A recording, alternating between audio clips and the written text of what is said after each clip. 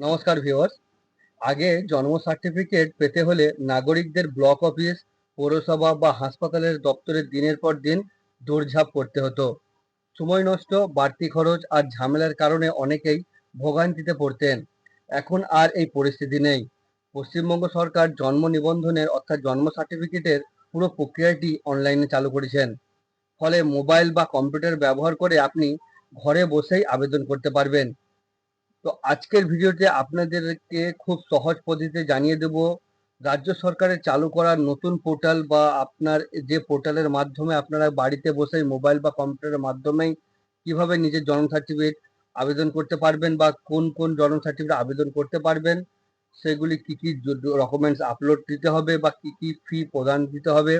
শেষ পর্যন্ত দেখতে থাকুন ভিডিওটি। ভিডিওটি ভালো লাগলে অবশ্যই ভিডিওটিতে একটি লাইক করে, চ্যানেলে নতুন হলে চ্যানেলটিকে সাবস্ক্রাইব করে পাশে থাকা বেল আইকনটিকে অল করে রাখবেন, যাতে আপনাদের জন্য এইরকম নিত্য নতুন ভিডিও আনলেই আপনারা সেই নোটিফিকেশন পেয়ে যান। তো ভিডিওটি প্রথম থেকে শেষ অবধি দেখতে ভুলবেন না, আর এই ভিডিওটি নিজের আত্মীয় প্রতিবেশীদের শেয়ার করে দিন, তারাও যেন এই সম্বন্ধে, এই বার্থ সার্টিফিকেট সম্বন্ধে জানতে পারে।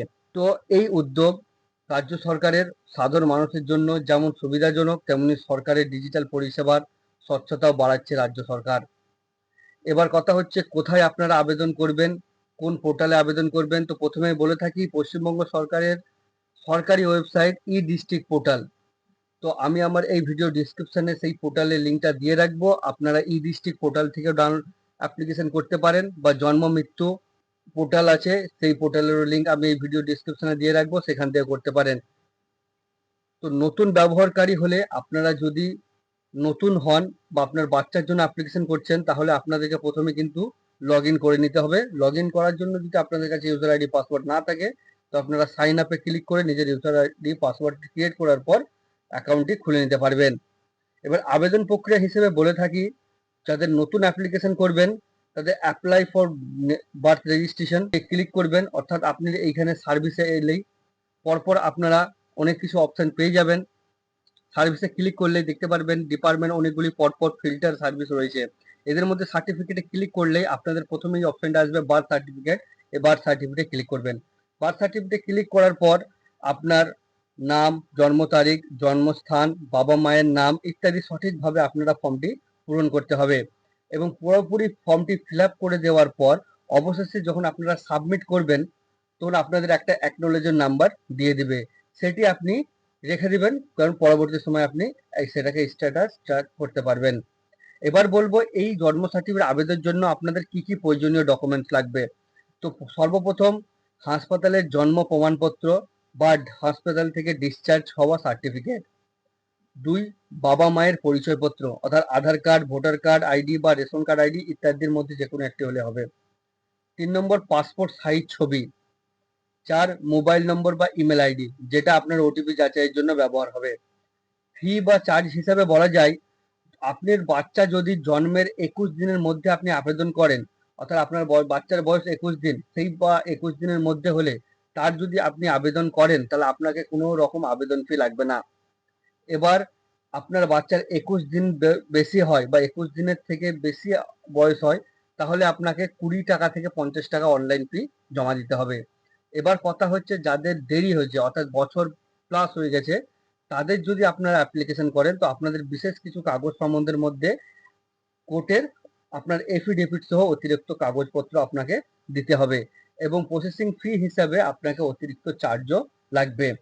এবং টাইম, আপনাদের সেটা সঠিক টাইম বলে রাখি, আপনাদের এই বার্থ সার্টিফিকেট আবেদন করার নর্মাল সময় হচ্ছে, অর্থাৎ স্বাভাবিক আবেদনের ক্ষেত্রে আপনার সময় লাগে 7 থেকে 10 দিন। আর যদি কোনো রকম কোনো টেকনিক্যাল ইস্যু হয় বা আপনার দেরি হয়, তো সেই দেরির আবেদনে কমপক্ষে আপনাদের 15 থেকে 30 দিন সময় লেগে যায়। এবার আপনার কথা হচ্ছে, আপনার যদি আপনার বার্থ সার্টিফিকেটটা রেডি হয়ে যায়, তো আপনি কিভাবে জানবেন বা কিভাবে সেটি পাবেন। তো আবেদন সম্পূর্ণ হয়ে গেলে আপনি সেম সেই পোর্টালে গিয়েই ডাউনলোড বার্থ সার্টিফিকেট অপশনে ক্লিক করবেন, অর্থাৎ ই ডিস্ট্রিক্টে গিয়েও আপনারা ডাউনলোড করে নিতে পারবেন। তো রেজিস্ট্রেশন নম্বর সেখানে আপনি কিভাবে ডাউনলোড করবেন, সেখানে আপনার রেজিস্ট্রেশন নাম্বার বা বাচ্চার নাম, জন্ম তারিখ দিয়ে সার্চ করলেই আপনাদের সেটা চলে আসবে, অ্যাকনোলেজমেন্ট রেসিপ্ট বা রেজিস্ট্রেশন নম্বর চলে আসবে।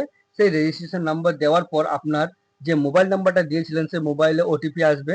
ওটিপি দিলেই আপনার আপনার বার্থ সার্টিফিকেটটা ডাউনলোড হয়ে যাবে। আপনি সেটি প্রিন্ট করে হার্ড কপিতে ব্যবহার করতে পারবেন। এবার কিছু গুরুত্বপূর্ণ পরামর্শ হিসেবে বলে থাকি, এবং রাজ্য সরকার যেটা জানিয়ে দিয়েছে যে সমস্ত তথ্য সঠিকভাবে পূরণ করতে হবে। ভুল থাকলে আবেদন কিন্তু বাতিল হতে পারে। আপনার যে ডকুমেন্টসগুলি রয়েছে সেগুলি যেন সব রকম ঠিক থাকে। যদি আপনার কোনো রকম ভুল ভ্রান্তি হয়ে থাকে তাহলে আপনার কিন্তু আবেদনটি বাতিল হয়ে যাবে। ডকুমেন্টস আপলোড করার আগে পরিষ্কারভাবে স্ক্যান করা উচিত। আপনি যে ডকুমেন্টসগুলো আপলোড দিবেন সেগুলি পরিষ্কার পরিচ্ছন্নভাবে স্ক্যান করে নেবেন।